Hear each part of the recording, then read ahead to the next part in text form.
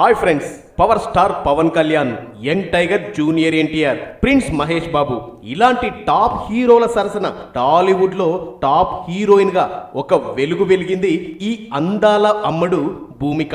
Power star Pawan Kalyan భూమిక combination లో వచ్చిన ఖుషీ మూవీని ఎవరైనా మర్చిపోగలరా చెప్పండి. అందం, అభినయంతో పవర్ స్టార్ పవన్ కళ్యాణ్ కి పోటీగా నటించింది.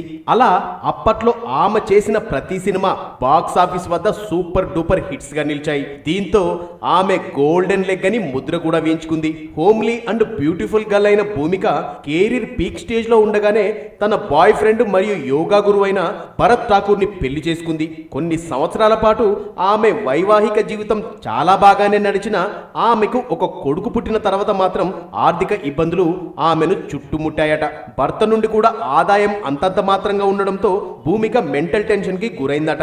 ఇక దీంతో మళ్ళీ వరుస సినిమాల్లో నటించడానికి మొగ్గు చూపుతోందట. ఈ క్రమంలోనే గత ఏడాది ధోని ది అన్టోల్డ్ స్టోరీ అనే ఒక సినిమాలో కూడా నటించింది. ఒకప్పుడు ఎక్స్పోజింగ్ అంటే ఆమడ దూరంలో ఉండే భూమిక ప్రస్తుతం ఎక్స్పోజింగ్ కి కూడా సిద్ధపడుతుందట. తిరిగి తన సెలబ్రిటీ లైఫ్ ని కంటిన్యూ చేయడానికి ప్రయత్నిస్తుందట. అయితే ఆమె భర్త భరత్ మాత్రం ఆమె సినిమాల్లో నటించడానికి అనుమతి ఇవ్వడం లేదంట. ఈ క్రమంలో వాళ్ళిద్దరికి గొడవలు కూడా వస్తున్నాయని ఆమె సన్నిహితులు అంటున్నారు.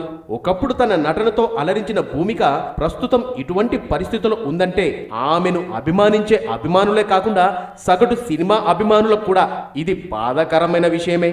అదండి అస్సలు మ్యాటర్.